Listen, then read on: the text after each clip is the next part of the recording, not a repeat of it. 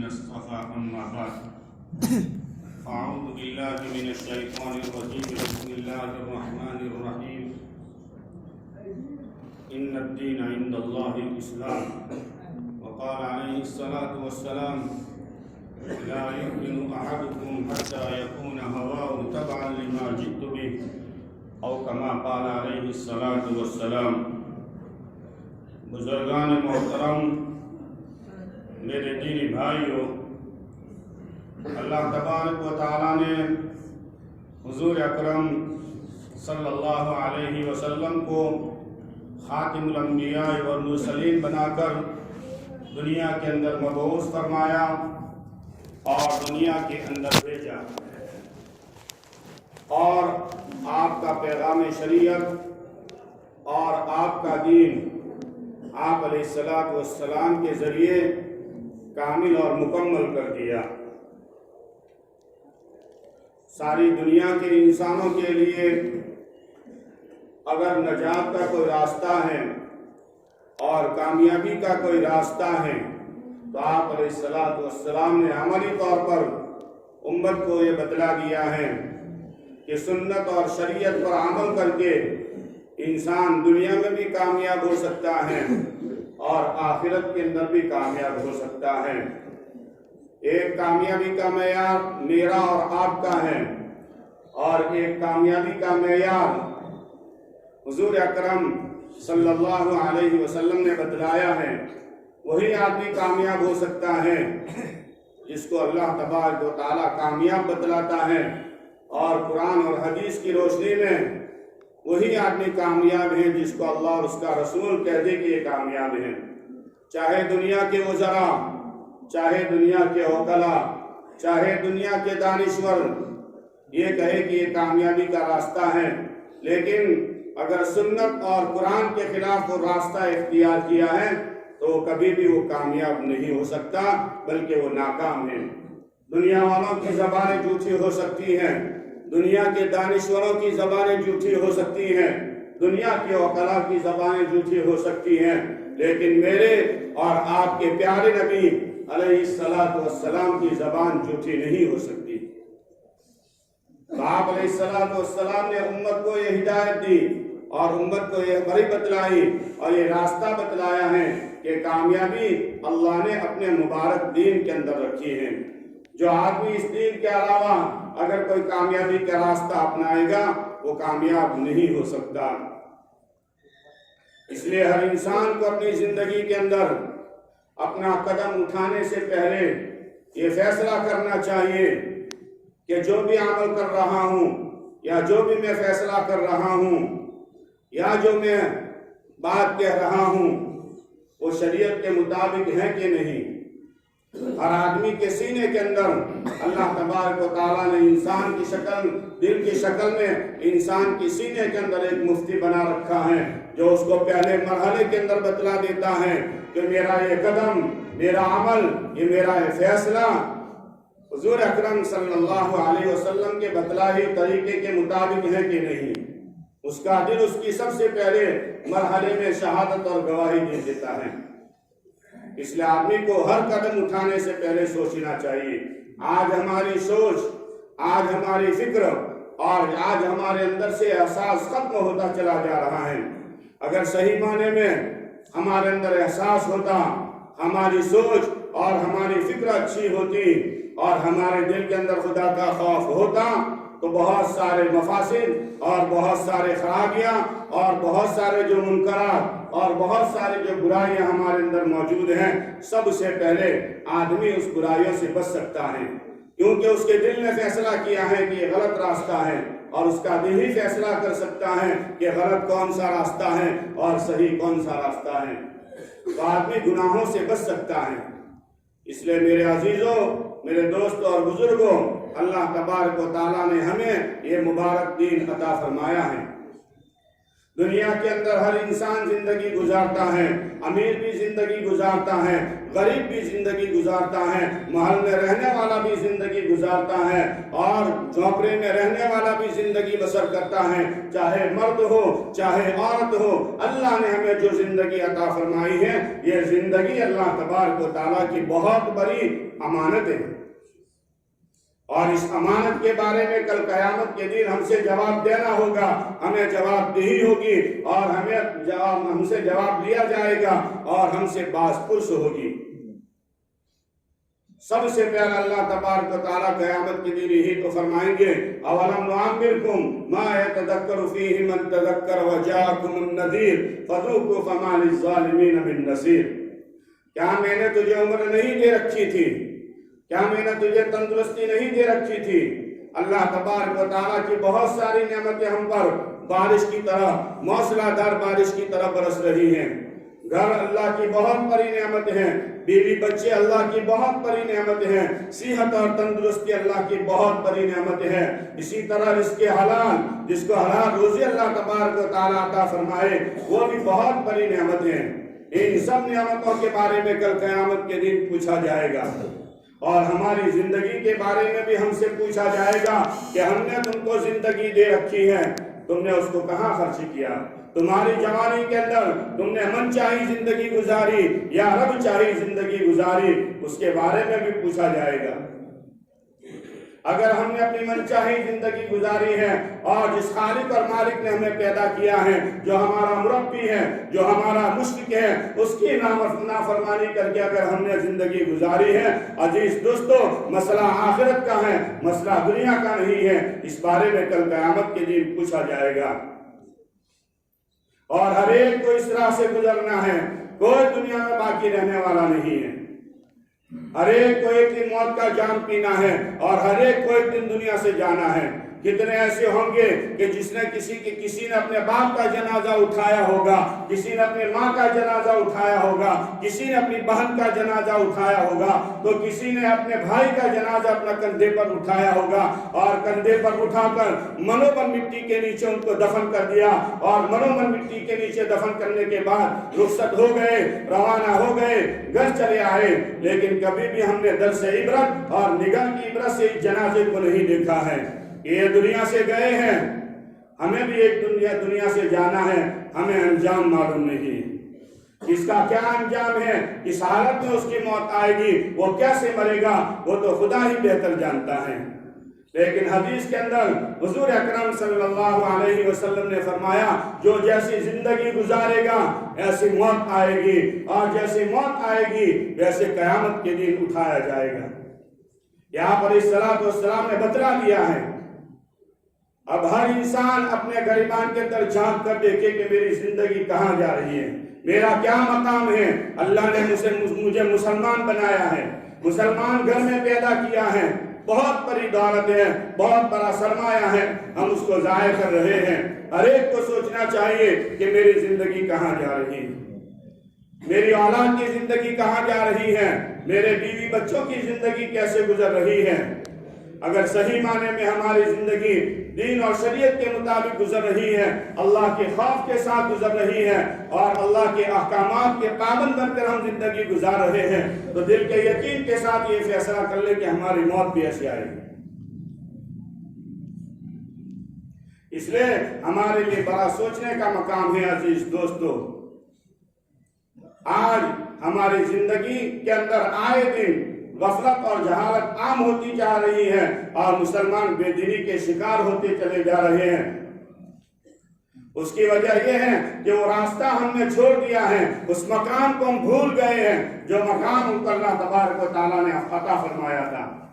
ایک مسلمان کی حیثیت اور ایک مومن کی حیثیت اللہ کے نزدیک ایک سپاہی کی طرح ہے، کہ حکومت کا سپاہی احکام سلطنت کا پابند ہوتا ہے، اور حکومت کے قانون کا پابند ہوتا ہے، اور دوسروں کو بھی اس پر آمادہ کرتا ہے کہ تم بھی حکومت کے قانون کا لحاظ رکھو، اس کی پاسداری کرو۔ ایسے ہی مسلمان کی ایک مثال ہے کہ خود بھی وہ سنت اور شریعت پر عمل کرے، اللہ کی فرما برداری کرے، اللہ کی اطاعت اور بندگی کرے، اور اس کے بعد لوگوں کو بھی اس کا حکم دے۔ جیسے ایک سپاہی حکم دیتا ہے، ایسے ہی مسلمان کی خود کی زندگی بھی اچھی ہو اور دوسروں کو بھی احکام پر آمدہ کرنے والا ہو۔ اسی کو امر بالمعروف اور نہی عن المنکر کہا جاتا ہے کہ لوگوں کے اندر بھلائی کا حکم کرو اور برائیوں سے روکو۔ جو آدمی بھلائیوں کا حکم نہیں کرتا ہے اور لوگوں کو برائیوں سے نہیں روکتا ہے وہ بدترین آدمی ہے۔ احادیث کی کتابیں بھری پڑی ہیں، آپ علیہ السلام کی زندگی خود ہمارے لیے نمونہ ہے، آئیڈیل ہے، اسوہ ہے۔ آپ علیہ السلام کے بعثت نبوی کے وقت، جس وقت آپ دنیا میں آپ کو نبوت ملی اور آپ نبوت سے سرفراز کیے گئے، تو دنیا جہالت کے اندر بھٹک رہی تھی، دلالت اور گمراہی کی کھایوں میں بھٹک رہی تھی۔ لیکن حضور اکرم صلی اللہ علیہ وسلم کے اندر امت کا فکر تھا، امت کا غم تھا، اور امت کے فکر کو اور امت کے غم کو اپنا ہونا اور بچھونا بنایا۔ اور یہ پودا اور یہ باغ جو اللہ کے نبی صلی اللہ علیہ وسلم کا لگایا ہوا باغ ہے اور صحابہ کا سینچا ہوا باغ ہے، آج ہم اس کو ویران کر رہے ہیں۔ کتنی تکلیف ہوگی حضور اکرم صلی اللہ علیہ وسلم کی روح مبارک کو، اتنے متفکر اور بے چین ہوں گے کہ میری امت جو اسلام پر تھی، جو ایمان پر تھی، آج وہ کہاں جا رہی ہے، کہاں بھٹک رہی ہے۔ جس خدا نے پیدا کیا ہے اس کو بھی بھول چکی ہے، اور جس نبی کے صدقے میں ہمیں یہ دنیا ملی ہے اس نبی کی سنتوں کو بھی چھوڑ دیا ہے، اور اس کی جنازوں کو، سنتوں کا جنازہ ہم نے نکال دیا ہے۔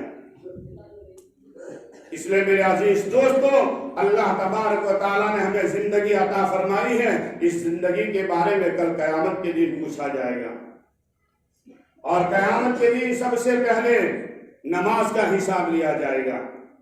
آج مسلمان ہیں، لیکن ایک مسلمان ہونے کے ناطے آج مسجدیں ویران ہو چکی ہے، مسجدیں بے آباد نظر آ رہی ہے۔ مسلمان ہیں، ہم سے تو جانور اچھا ہے کہ وہ جلدی سو جاتا ہے اور صبح سویرے اپنے رب کی تسبیح اور تقدیس میں لگا ہوا رہتا ہے، اور جلدی اپنے گھونسلوں سے نکل کر چلا جاتا ہے۔ ہم تو جانوروں سے بھی بدتر ہیں، کھاتے ہیں اللہ کا، پیتے ہیں اللہ کا، خواہشات پوری کرتے ہیں تو اللہ کے حکم سے پوری کرتی ہے، ہر چیز اللہ کے حکم سے دنیا میں ہوتی ہے۔ اس کے بعد بھی ایک مسلمان اتنا باغی بن کر زندگی گزار رہا ہے کہ اللہ کے سامنے جواب دینا ہے، اس کا بھی احساس ختم ہو چکا ہے۔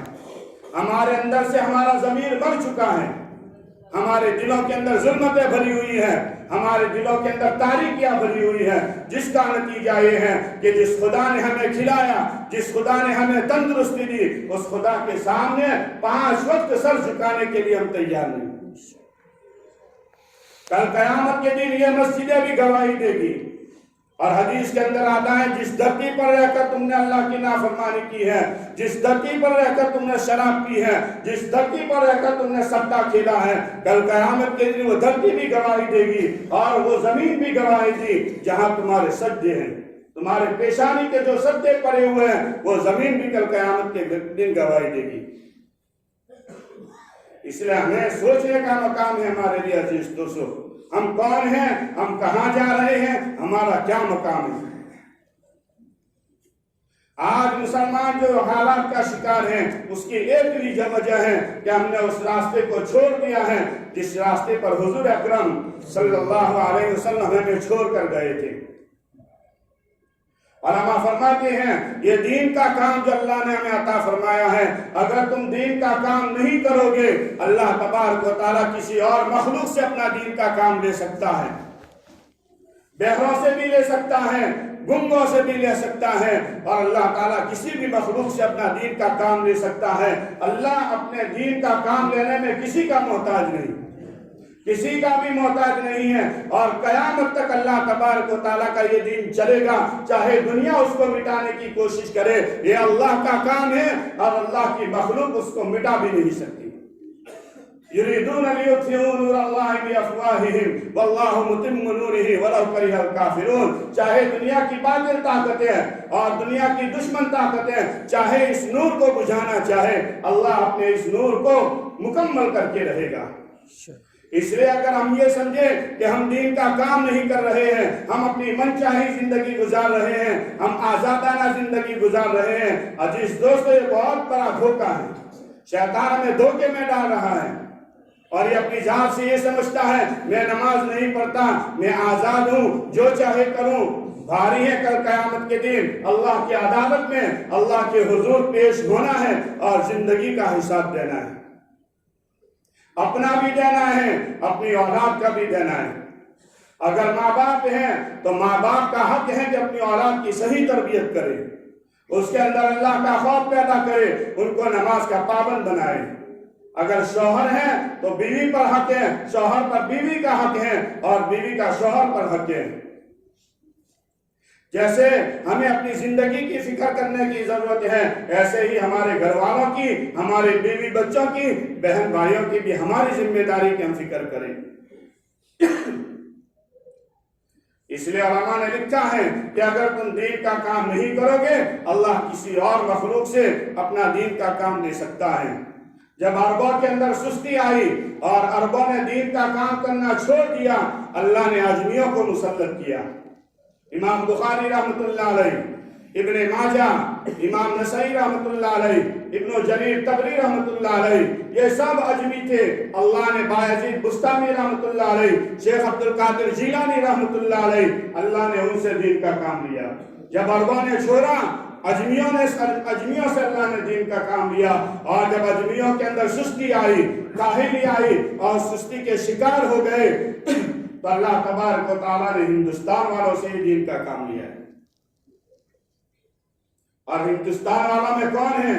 شاہ اسحاق محدث دہلوی رحمۃ اللہ علیہ اور حضرت نانوتوی رحمۃ اللہ علیہ، شیخ الہند رحمۃ اللہ علیہ اور حضرت الیاس رحمۃ اللہ علیہ، ان سے اللہ نے یہ دین کا کام لیا ہے۔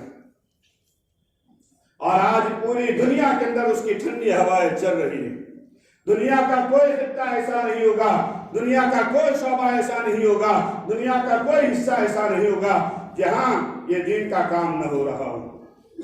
اور اللہ نے ان کو کامیاب کیا ہے، کبھی بھی ان کو ناکام نہیں کرے گا۔ اللہ نے ان کو کامیاب کیا ہے جس نے دین کی محنت میں اپنا وقت لگایا ہے، اپنی مال، اپنی جان اور اپنی مال کی قربانی دی ہے، اپنی محبوب چیزوں کو اللہ کے لیے قربان کیا ہے۔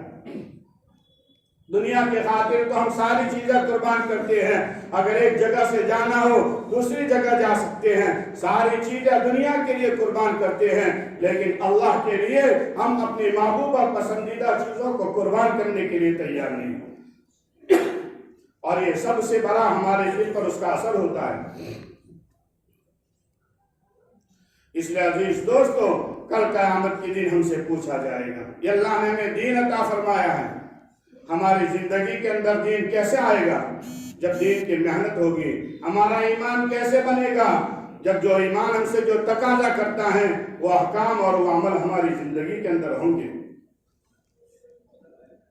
آج ہماری اولاد بھی نمازوں سے دور، ہم بھی نمازوں سے دور، اللہ کے احکام سے دور ہیں، حالانکہ جس اولاد کے خاطر ماں باپ رات دن ایک کرتے ہیں اور پسینہ بہائی کمائی ان کے لیے خرچ کرتے ہیں، ان کی ہر ضرورت کو پوری کرتے ہیں، اور نہ جانے دنیا کی کتنی ڈگریاں حاصل کرواتے ہیں، لیکن یہی اولاد جس کے لیے ماں باپ رات دن ایک کرتے ہیں، اپنی تکلیف، اولاد کی تکلیف اپنی تکلیف سمجھتے ہیں، اولاد کی پریشانی ماں باپ اپنی پریشانی سمجھتے ہیں، اور ساری دنیا کی ضرورتیں اور ساری ان کی حاجتیں ماں باپ پوری کرتے ہیں، لیکن اگر اسی ماں باپ نے اگر کسی اولاد کو دین نہ سکھایا اور اس کے اندر خدا کا خوف پیدا نہیں کیا، کل قیامت کے دن یہ اولاد اللہ کی عدالت میں آئے گی، اور اللہ کی عدالت میں آ کر کہے گی ربنا انا اطعنا سادتنا وكبرانا فاضلونا السبيل ربنا آتهم ضعفين من العذاب والعنهم لعنا كبيرا۔ یا اللہ یہ میرے ماں باپ ہیں، دنیا کی ہر چیز ہمیں دستیاب تھی، دنیا کی ہر چیز ہمیں مل رہی تھی، ہمارے ماں باپ نے دی ہے، لیکن ہمارے ماں باپ نے ہمیں دین نہیں سکھایا، آج ان کو دگنا عذاب دو۔ یہی اولاد کہے گی جس کے لیے ہم پسینہ بہا رہے ہیں، اور وہاں کوئی کسی کا پرسان حال نہیں ہوتا، کوئی بھی نہیں ہوگا، کوئی کسی کا پرسان حال نہیں ہوگا، اس وقت یہ اولاد ماں باپ کے خلاف مقدمہ دائر کرے گی کہ انہوں نے ہمیں سب کچھ سکھایا، دین نہیں سکھایا۔ اس لیے میرا عزیز دوست اور بزرگوں، سب سے پہلے ہم بھی اللہ تبارک و تعالیٰ کے احکامات کی پابندی کریں اور سنت اور شریعت پر زندگی گزارے، اور اپنی اولاد کو بھی اور اپنے بیوی بچوں کے اندر بھی خدا کا خوف پیدا کرے۔ اب خدا کا خوف کیسے آئے گا؟ اللہ کی باتیں سنیں گے، اللہ کے نبی کی باتیں سنیں گے تو ہمارے دل میں کچھ آئے گا۔ اگر ہماری بیوی بچے ہیں، اگر تعلیم کے حلقے گھر میں لگتے ہیں، دین کی باتیں گھر میں ہوتی ہے، تو وہی اولاد ماں باپ کا مقام پہچانے گی کہ ماں کیا چیز ہے، باپ کیا چیز ہے، چچا کیا چیز ہے اور رشتہ دار کیا چیز ہے۔ اور اگر تعلیم کے حلقے نہیں ہوں گے عزیز دوستو، اور ہم نے جو مذاکرہ ہوتا ہے، دین کا مذاکرہ ہوتا ہے، اگر وہ ہماری زندگی میں نہیں ہے اور ہم مجلسوں کے اندر نہیں آتے، دین کی باتیں نہیں سنتے، تو پھر ہم پورے دنیا سے جائیں گے۔ پھر ہم بھی کیا ماں باپ کا مقام پہچانیں گے کہ رشتہ دار کیا چیز ہیں۔ اس لیے ہماری زندگی کے اندر سب سے پہلے یہ شوق پیدا کرو، ہمارے اولاد کے اندر، ان کی زندگی کے اندر خدا کا خوف پیدا کرو اور دین کا جذبہ پیدا کرو۔ جب ان کے اندر دین کا جذبہ آئے گا، دین کا شوق آئے گا، تو پھر وہ مجلسوں میں بیٹھیں گے، اللہ اور اس کے رسول کی باتیں سنیں گے، ایک دوسرے کا احترام کریں گے، ایک دوسرے کی قدر کریں گے۔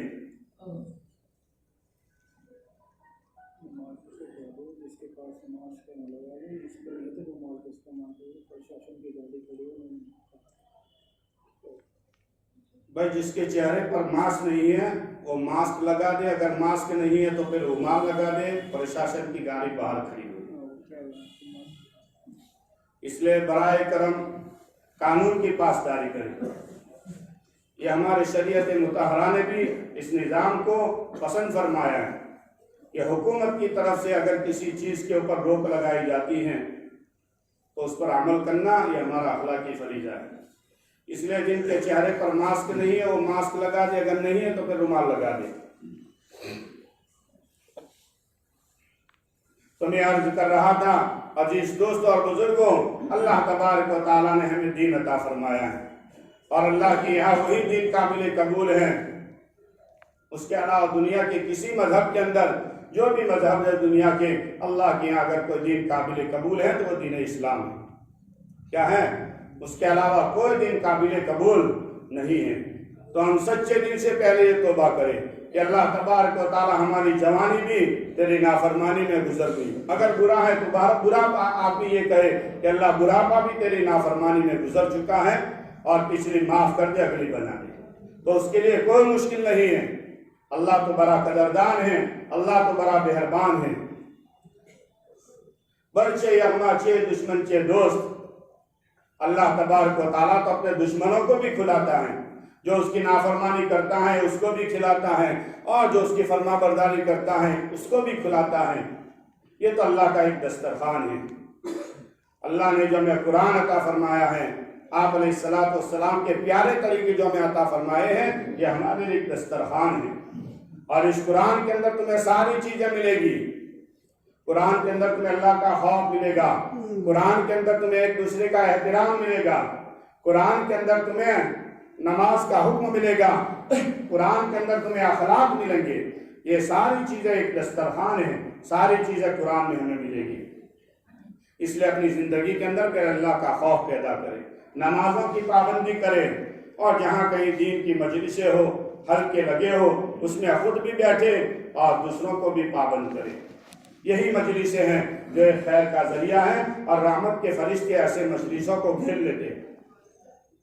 اور اللہ کے نبی صلی اللہ علیہ وسلم کا فرمان ہے، ہر انسان کی چاہت ہوتی ہے، ہر انسان کی خواہش ہوتی ہے کہ میں کامیاب زندگی گزاروں، خوشحال زندگی گزاروں، خوش و خرم زندگی گزاروں۔ تو نبی کا فرمان ہے، اے اللہ جو میری باتوں کو سنتا ہے تو اس کو خوشحال رکھ۔ نضر اللہ عمران سمع مقالتی، جو میری باتوں کو سنتا ہے تو اسے خوش رکھ۔ اللہ کے نبی نے امت کے لیے دعائیں کی، اور آج ہم ایسی مجلسوں سے بھاگ رہے ہیں۔ ایسی مجلسوں سے بھاگ رہے، نقصان اپنا ہے، اللہ کے دین کا کوئی نقصان نہیں ہے۔ اس لیے اللہ کے نبی کی جتنی باتیں سنیں گے اللہ ہماری زندگی کے اندر چین اور سکون ہمیں نصیب کرے گا۔ اسی لیے یہ نقل و حرکت ہوتی ہے، اللہ کے راستے میں عزیز دوستو جانا ہوتا ہے، اور اپنے تقاضوں کو آگے پیچھے کرتے ہوئے محتاج بن کر، بے غرض بن کر بے طلب بندوں میں جانا، یہ عزیز دوستو یہ اس کام کا ایک سیوا ہے، کوئی غرض نہیں ہوتی۔ اللہ کے بندے اللہ کے دین کی نسبت پر سمجھانے کے لیے آتے ہیں، اور جس نے ان کا کہنا مانا ہے اللہ نے انہیں کامیاب کیا ہے۔ اس کا پچھتاوا تو کل قیامت کے دن ہوگا، جب جنت اور جہنم کا فیصلہ ہوگا، اور جب جہنمی لوگ جہنم میں جائیں گے تب جا کے جہنم کا داروغہ کہے گا الم یاتکم نذیر قالوا بلی قد جاءنا نذیر۔ جہنم کا داروغہ کہے گا کیا تمہارے پاس سمجھانے والے نہیں آئے تھے؟ کیا تمہارے پاس نصیحت کرنے والے نہیں آئے تھے؟ کیا تمہیں اللہ کی قبر سے نہیں ڈرایا تھا؟ جہنم کی آگ سے تمہیں نہیں ڈرایا تھا؟ پھر وہ اقرار کریں گے، اعتراف کریں گے قالوا بلی قد جاءنا نذیر، آئے تھے لیکن ہم نے نہیں مانا، آئے تھے لیکن ہم نے جھٹلایا اور ہم نے ان کی تکذیب کی۔ فاعترفوا بذنبهم فسوقا لاصحاب السعیر، وہ اعتراف کریں گے اپنے گناہ کا، اقرار کریں گے، اور پھر اللہ سے کہیں گے ربنا اخرجنا نعمل صالحا انا موقنون۔ اے باری تعالیٰ ہمیں ہماری آنکھوں نے دیکھ لیا، سارے منظر ہم نے دیکھ لیے، اب دنیا میں بھیج دیں، اب جا کے اچھا عمل کریں گے، نیک عمل کریں گے۔ باری تعالیٰ دنیا میں بھیج دے، اللہ فرمائے گا اخسؤ فیہا ولا تکلمون، چلے جاؤ اونڈے منہ پر ہی رہو، آج بات کرنے کا بھی موقع نہیں۔ سجدہ کرنے کی طاقت دنیا میں تھی، سجدہ قیامت کے دن نہیں کر پائے گا۔ یوم یکشف عن ساق ویدعون الی السجود فلا یستطیعون، آج ہر چیز ہمیں میسر ہے، سجدہ کرنا چاہے اللہ کے سامنے کر سکتے ہیں، اللہ کا قیامت کے دن کہے گا کوئی طاقت نہیں رکھے گا سجدے کی۔ اس لیے دنیا کی زندگی ہے عزیز دوستوں، اور یہ دنیا کی زندگی ایک مختصر سی زندگی ہے، مختصر سی زندگی ہے، کب اللہ کا پیغام آ جائے اور دنیا سے چلی جائے۔ جس دنیا کے خاطر نہ ہم نے حلال کی پرواہ کی نہ حرام کی پرواہ، نہ جائز کو دیکھا نہ جائز کو دیکھا، کسی چیز کی ہم نے پرواہ نہ کی اسی دنیا کے خاطر، اور ایک لمحے کے اندر موت کا فرشتہ آتا ہے اور دبوچ کر لے جاتا ہے۔ اور پوچھنے کے لیے صرف ایک واحد شخصیت اللہ کے نبی کی، کہ جس فرشتے نے اللہ کے نبی کو پوچھا تھا کہ آپ دنیا میں رہنا چاہتے ہیں یا آخرت میں، اس کے علاوہ موت کا فرشتہ کسی کے پاس پوچھتا بھی نہیں ہے۔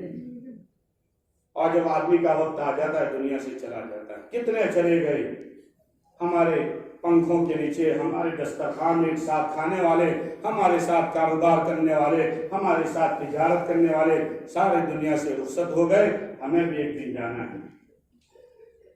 موت کی سکرات اور موت کی سختی بڑی خطرناک چیز ہے۔ جو آدمی فرما بردار ہوگا اور نیک زندگی گزاری ہوگی، جیسے مکھن میں سے بال نکالو ایسے اس کی موت نکل جاتی ہے، اس کی روح پرواز ہو جاتی ہے، اور آسمان سے فرشتہ آتا ہے اور خوشبو میں لگایا ہوا رومال ہوتا ہے وہ اس کے سینے پر رکھتا ہے، جنت کا وہ رومال ہوتا ہے وہ اس کے سینے پر رکھتا ہے، اور جس رومال کی وجہ سے اللہ تبارک و تعالیٰ کا جو فرشتہ اس کا روح کھینچتا ہے وہ آسانی سے نکل جاتی ہے۔ تو اللہ کے نیک بندے اللہ کو بڑے محبوب ہیں، اللہ کے نافرمان بندے وہ اللہ کو محبوب ہیں جو توبہ کرتے ہیں۔ نافرمان تو ہیں، سب گنہگار ہیں، میں بھی گنہگار، آپ بھی گنہگار، لیکن سچے دل سے اگر اللہ سے توبہ کریں گے تو اللہ کے یہاں انتہائی محبت کے ساتھ اس کو دیکھا جاتا ہے، اس کی دعا کو قبول کیا جاتا ہے۔ تو عزیز دوستو، ہماری یہ جماعت گجرات سے آئی ہوئی، الحمدللہ ہم اٹھوالہ گئے، ماحول اللہ نے بنایا، اللہ نے قوت دی، اللہ نے طاقت دی، اللہ نے ایک محنت کا میدان دیا تھا۔ کتنی جماعتیں وہاں سے 3 دن کی بھی نکلی، چلے کی بھی نکلی، اور اللہ نے نکالی ہے، اللہ نے نکالی ہے، 5 دن کی نکلی ہیں، 10 دن کی نکلی ہیں، اللہ نے نکالی ہیں۔ ایسے دیہات سے، ایسے گاؤں سے دین کا شوق لوگوں میں پیدا ہوتا جا رہا ہے، اور لوگ نمازی بنتے جا رہے ہیں۔ تو ہماری جو جماعت گجرات سے آئی ہوئی ہے، تو آپ حضرات سے ہماری عاجزانہ درخواست ہے، جہاں کہیں سے لوگ آئے ہیں، کیونکہ مختلف دیہاتوں سے لوگ آئے ہوئے ہیں، ہر جگہ پر یہ دین کا کام ہوتا ہے، بڑی بشاشت کے ساتھ اور دل کے خوشی کے ساتھ آنے والے لوگوں کی باتیں بھی سنیں اور اپنی زندگی کو محتاج بنا کر اپنا وقت لگائیں۔ اللہ کی راہ میں اگر ہمارا وقت لگے گا، جہنم کی اللہ کے راستے کا غبار جہنم کی آگ پر حرام ہے، جہنم کی آگ پر اللہ نے حرام کر رکھا ہے، تو ہمارا ایمان وہیں پر بنے گا، ہمارے ایمان کے اندر ٹھنڈک آئے گی اور ہمارے ایمان کے اندر روشنی آئے گی۔ اس لیے گشتوں کے اندر بھی شریک ہو، مجلسوں میں بھی شریک ہو، اور گھروں کے اندر بھی تعلیم کو زندہ کریں گے تو انشاءاللہ ہماری اولادوں کے اندر اور ہمارے اندر دین کا جذبہ پیدا ہوگا اور ہماری ایمان پر انشاءاللہ موت آئے گی۔ کریں گے بھائی؟ اللہ تبارک و تعالیٰ کہنے سننے سے زیادہ عمل کی توفیق